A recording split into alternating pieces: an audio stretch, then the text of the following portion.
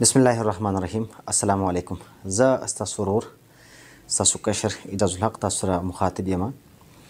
څنګه چې تاسو ته معلومه ده څه ورځې مخکې مونږ خبره کړې وه اډهیسیو کیپسولایټس باندې.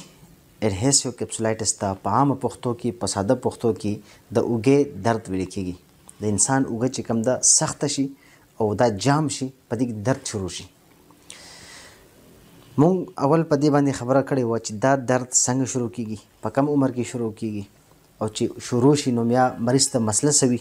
نو نن مونږ غواړو چې په دې خبرو وکړو ریکوري به د څنګه کیږي، د دې درد نه به خلاصېږو به څنګه چې مونږ ویلي وو چې د اوږې درد د 40 سال نه والا او د 60 سال په دې منځ کې کیږي او د سړو په نسبت زنانو ته زیات کیږي. د دې اصل وجه مین وجه چې کوم ده اوسه پورې پته نشته، معلوم نشته چې ولې دا کیږي.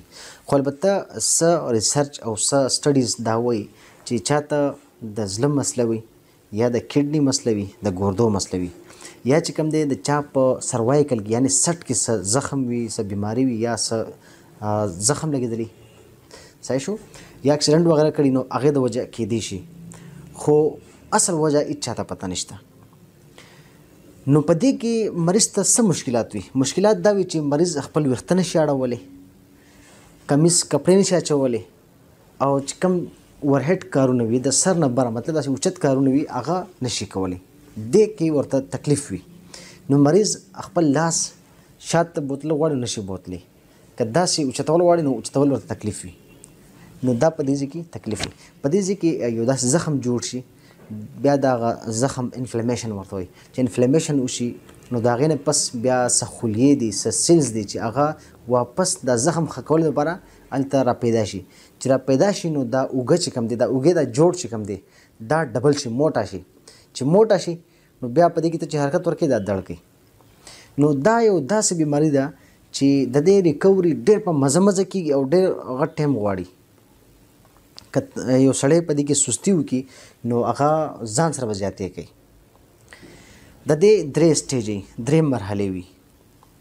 اولنۍ سټیج کې که تاسو خپل چیکاپ وکړئ، خپل ځان وښایئ ډاکټر ته او د دې پراپر علاج شروع کړئ نو دا د 3 میاشتو نه والا 6 میاشتو کې دا ښه کیدی شي.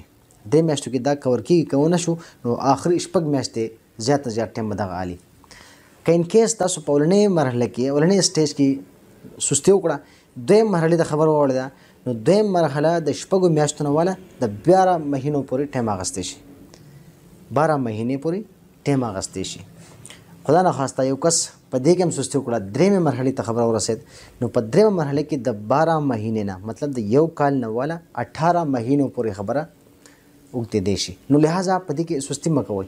د دې واضح علامت دا دی چې مریض ته به څه وي، چاته اوږې درد شروع شي نو هغه وګوري لاس شاته ځي غونه ځي، یوه خبره. دویم وګوري چې لاس اوچتولی شي که نه شي اوچتولی. صحیح ده. اکثر داسې وي چې لاس اوچتېږي ښه ښکلی برابر خو دړ کوي، نو دغه نه ګورئ. دا نورې مسلې دي، روټیټر کف ورته ویلی کېږي یا لیبرل پیتالوجي کیدی شي. او که چاته داسې مسله وي چې لاس اوچتوي خو اوچتېږي نه، لاس یو حد نه بره نه ځي او داسې شاته هم نه ځي، مخکې هم ځي خو لږ ځي، نو دا مطلب اوږه د جام ده. نو تاسو ته زه د دې سټیج 1 یعنی اولنۍ مرحلې علاج ښیم چې اولنۍ مرحله کې خلک به څه کوي، د ده به ریکوري به څنګه کېږي. چې کله اولنۍ سټیج کې خبره وي نو تاسو د هغې لپاره انسیډ دوایي نه خوړی شئ. انټي انفلیمیټري چې کوم ډرګز دي او پرسټامول شو یا داسې آیبوپروفین شو، تاسو دا یوز کولی شئ. د دې دوایانو علاوه د دې لپاره د فزیوتراپي یو مخصوص اکسرسایز دی، ورزشونه دي. دا ورزشونه ډېر زیات امپورټنټ دي. نو لہذا تاسو د دې لپاره فزیوتراپي سټارټ کړئ. نو د فزیوتراپي بعضې ورزشونه تاسو ته ښیم د سټیج 1 لپاره. صحیح شو. اولنۍ مرحله کې چاته درد شروع شي، دویم سټیج لپاره ځان له اکسرسایز دی او دریم لپاره ځان له دي. اولنۍ سټیج کې زموږ سره سخت پین وي، درد ډېر سیوا وي او ورسره چې کوم دی سټیفنس سختوالی چې کوم دی دا هم سیوا وي. نو د سختوالی کنټرول کولو لپاره او د درد د کمولو لپاره مونږ یو خو انسیډ میډیسن خورو او بل چې ورسره چې کوم دی دا یو څو ورزشونه دا به کوئ. چاته دا مسله وي نو هغه دې په کور کې یو ټاول راولي تولیه او تولیه نه داسې یو ګول بالښت جوړ کړي رول جوړ کړي صحیح شو. هغه ټاول چې کوم دی هغه بالښت جوړ کړو داسې ګول نو هغه دې په ترخ کې ونیسي صحیح شو. په ولاړ هم کولی شي په ناست هم کولی شي او هغه له به زور ورکوي ترخ کې ونیسي او هغه له به زور ورکوي او دباو به نیسي 10 سکنډه پورې به دباو ونیسي. د 10 سکنډه پس بیا به لاس دمه ورکړي بیا به دباو ونیسي نو داسې به 15 پیرې به کوي.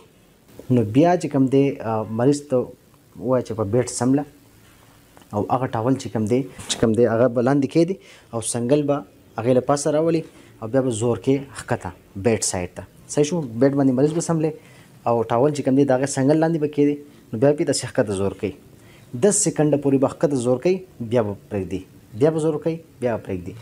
چې کله دا 2 اکسرسایز وشوې نو 3م اکسرسایز چې کوم دی تاسو مریض ته ووایئ چې یا خپل د لاس داسې ونیسي داسې نیولی شي داسې ونیسي او دې له به زور وکړي داسې اخوا بهر سایډ ته به زور کوي داسې به 10 سکنډه به ونیسي بیا پرېږدي.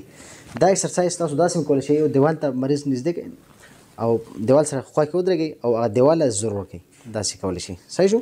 نو دا 3 اکسرسایز به کوئ 15 ځله سهار به کوئ غرمې به کوئ او د شپې به کوئ. دې سره به ستاسو چې کوم هغه سټیفنس دی سخوالی دی هغه به کم شي او ورسره چې کوم پینفل کنډیشن وي درد حالت چې کوم یو به کمیږي.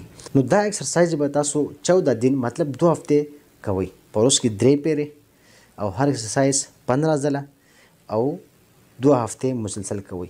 نو دې سره به انشاءالله کافي فرق به پرېوځي.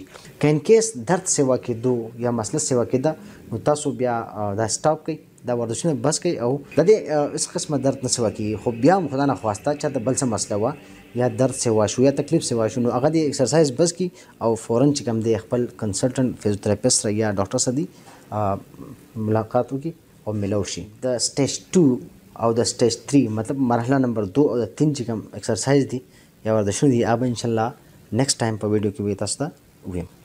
نو دا یو څو خبرې وې معلوماتي خبرې وې تاسو مې شیر کړې. د چا په کور کې داسې مشران وي میاندې وي یا باباګان څوک وي او دا مسله ورته وي نو دا ورزشونه ورته شروع کړئ په دې کې سستي مه کوئ او هم په دې ساسونه اجازه غواړم د لوی الله په امان.